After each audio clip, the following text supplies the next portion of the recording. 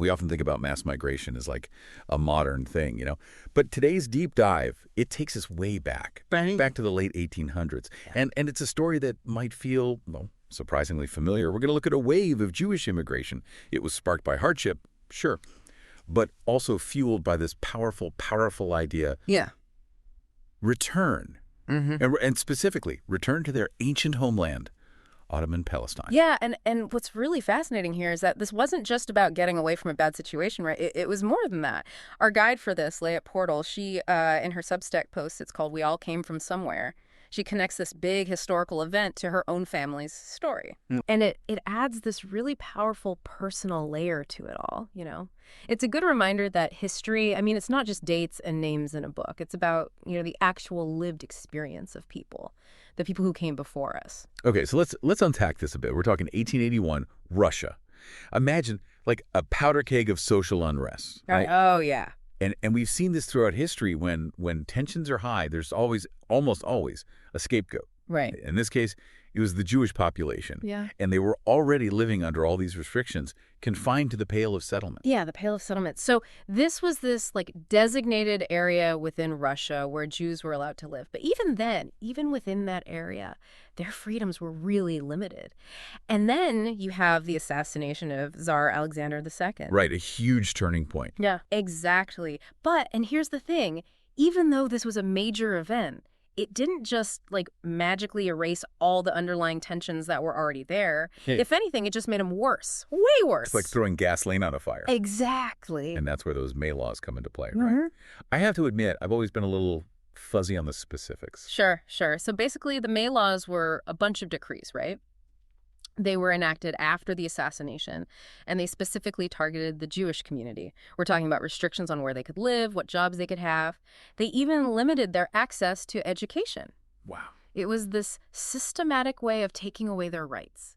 And it was all fueled by fear and prejudice, plain and simple. It's a stark reminder, isn't it? How quickly things can turn ugly when fear takes over. It is. So you have this pressure cooker situation, social unrest, scapegoating, and now increasingly oppressive laws. It's no wonder that people wanted out. Totally. And you can see why for many, the United States seemed like, well, the obvious choice. It was this beacon of freedom, of opportunity. We're talking, around 4.5 million Jewish immigrants went to the U.S. around this time, the late 19th and early 20th centuries. A massive wave. Huge numbers.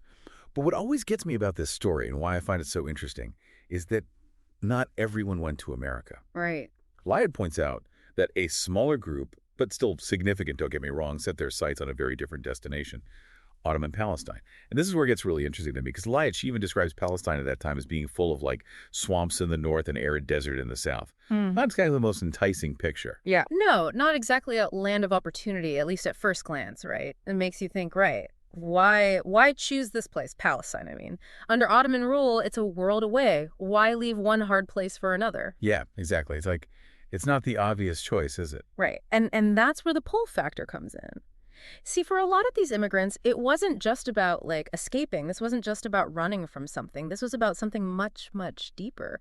It was about the idea of going back, returning to their ancient homeland, the land of their ancestors. They were driven by centuries of history and faith, cultural identity.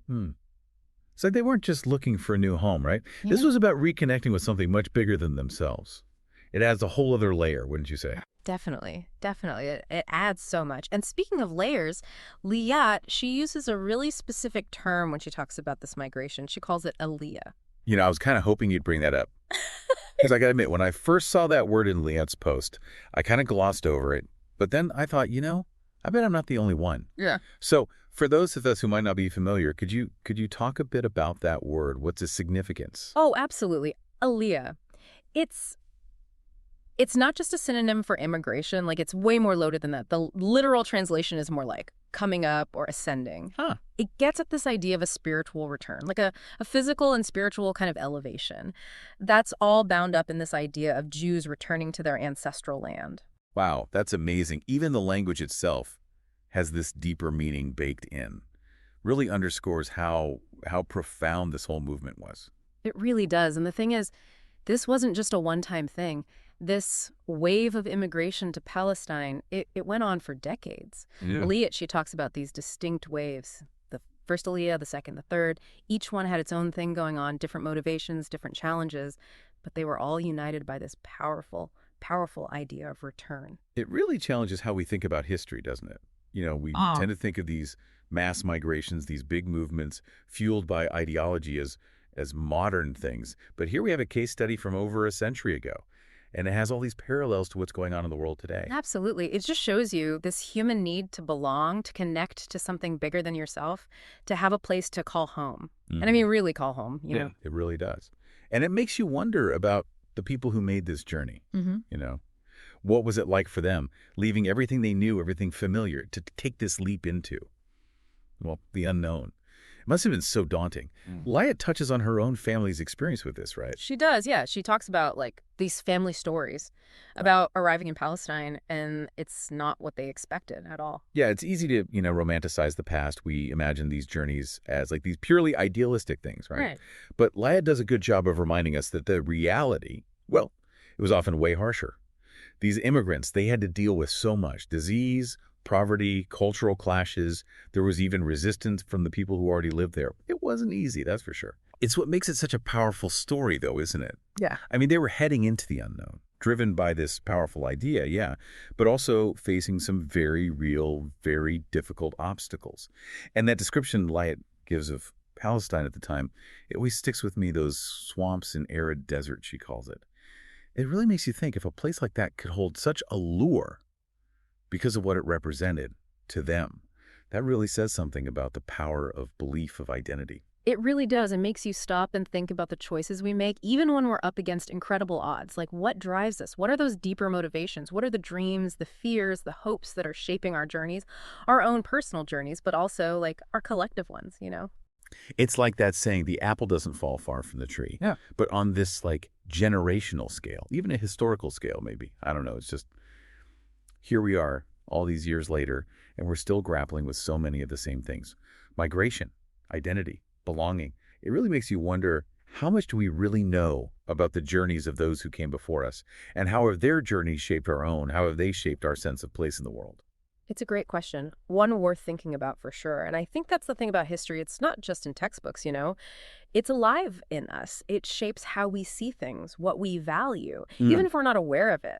It's like we're all carrying around these invisible family trees, reaching way back, with roots in different parts of the world. And sometimes it takes something like this deep dive, this conversation, to help us remember those roots, and to remember the journeys that got us to where we are. It's a journey of discovery, absolutely. And who knows, maybe, just maybe, if we understand the past a little better, we can find a better way through the present and into whatever the future holds. I think so, yeah. Well said. And on that note, a huge thank you to Liat Portal for her work, her writing. She's a fantastic writer. Sure. And for reminding us that history is more than just dates and events. It's about the stories of the people. And those stories, they still resonate today. They do. Okay, that's it for today's deep dive. Thanks for listening, everybody.